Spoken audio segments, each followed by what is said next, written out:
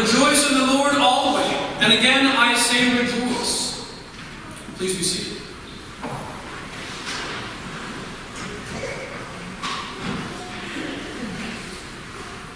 The Church's declaration, indeed so many of the different things that we've been praying and contemplating this morning, has really been calling us to recognize the joy and the rejoicing that we're called to. Holy Mother Church has given us all of these prayers to contemplate in a more serious way the commitment of faith that we need to take, the commitment to the purpose of the provisions of God and His grace.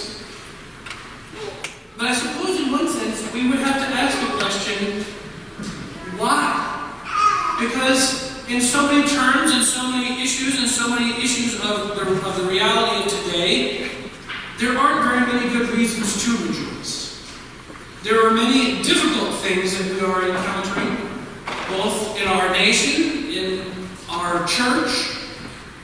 I can't speak specifically about issues within your own families, but sometimes there can even be those things that challenge and cause our families to go into a division or sadness or struggle. So what is the reason? Why would we be called to rejoice? Why would we be called to do this in such a time of suffering? In such a time of insecurity, of scandal, of confusion? Well, I believe in order to begin to understand why the Church gives us this command to rejoice, we have to recognize, like I was speaking about last week, the prophetic identity of John the Baptist. And even our opening collect today that I prayed from the altar really speaks to us about the mystery of the ways in which we are called to be participators in this. The collect says, O Lord Jesus Christ, who at thy first coming did send thy messenger, John the Baptist, to prepare thy way before thee. Grant that the ministers and stewards of thy mysteries, you and I are ministers and stewards of these mysteries, that we may likewise so prepare and make ready thy way, by turning the hearts of the disobedient to the wisdom of the just, that at thy second coming the judge of the world may be found an acceptable people in thy sight. This identity that John the Baptist, as a forerunner, speaking and declaring and declaring before the coming of Christ, is very similarly the very same vocation that we have. But I return to the question, why would we be the ones who are called to do this when it seems like so many things are not going the way we planned? We might look at the nation and say, is this really the direction that America needs to go? We might look at the direction of the church and we might say to ourselves, is this really the direction that the church needs to go?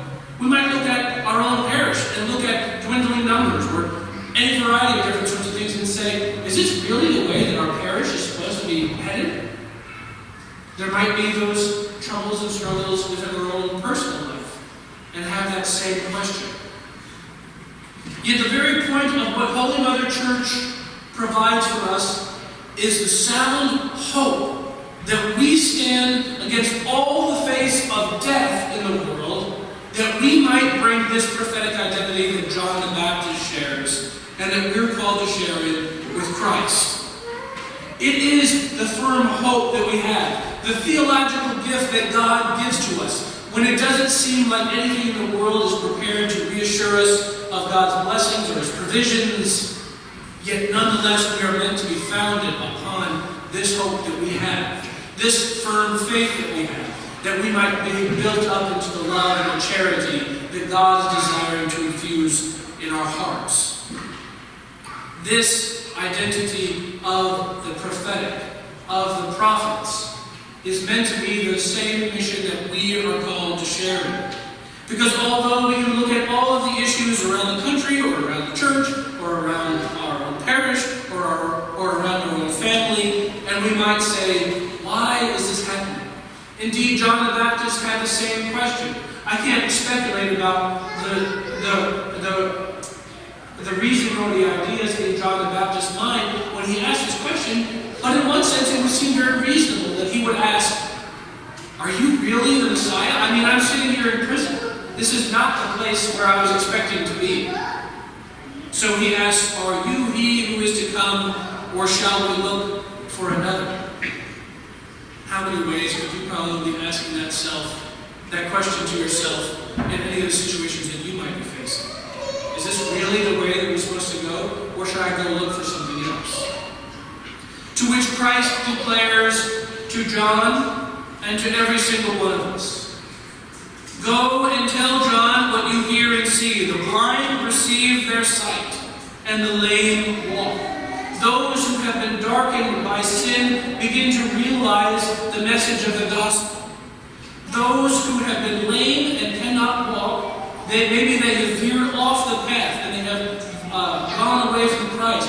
Christ is the one who escorts them back and provides for them the firm purpose of the direction that they are called to walk, in firm purpose in firm purpose of life. Lepers are cleansed and the deaf hear. Those who are sick and afflicted by any different attachment to addiction or anything else, God is the one who restores those lepers, those people who have been separated by their own preoccupations, and brings them back into life, into community with Christ and with the mystical body of the church. The deaf hear. Those who have been unwilling to listen to the truth begin to hear once again the very voice of truth himself, Jesus Christ our Lord. And the dead are raised up. Those who have been so separated, so indifferent, so callous, Christ is the one who can begin to provide for them the awareness of reconciliation. And the poor have good news preached to them. You may not be physically poor or financially poor, but nonetheless, Christ speaks and brings to you the richness of his kingdom, so that you might recognize that he is the one who brings richness that is not like the richness of the world. In all of these ways, John the Baptist is reassured by the call of Christ to keep his eyes firmly fixed on the hope of the victory that Christ brings and he provides. Indeed, the nation may be going in a weird direction. Our church might be facing all different sorts of scandal. Even the parish or even our own family life can be facing so many different struggles. But the vocation we have as prophets is to keep our lives, our eyes, our hearts, and our souls focused on the hope that God gives to us. Because this is the example of suffering and patience, brethren. This is a partaking in being called prophets who spoke the name of the Lord. And when we recognize that this is what we're called to do, we find that Christ is also the one who strengthens us to keep our eyes constantly focused on it. He is the one who reassures us and calls us to rejoice. He is the one who calls us to be the ministers and stewards of these mysteries. And he is the one who nourishes you with the gift of his body and blood, that you might be strengthened to accomplish it. He is even the one who reconciles us in the sacrament of reconciliation, that we might be restored to full communion with him. All these ways, God desires to foster within you the very life of recognizing, in the midst of darkness and suffering, that his victory, that the world cannot overcome the victory that he has won, but that you might stand firmly upon that foundation where Christ is the one who's overcome the world, and gives us the reassurance that when everything else might be falling down around us, he is our King, and he is our Father.